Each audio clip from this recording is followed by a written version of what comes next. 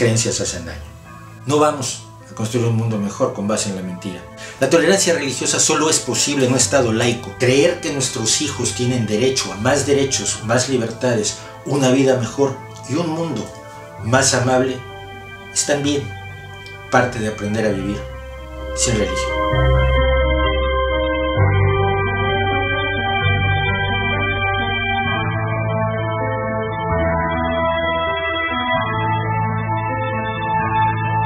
Ser mejores que los dioses que hemos inventado a lo largo de nuestra historia es una forma de ser mejores también con quienes están a nuestro alrededor.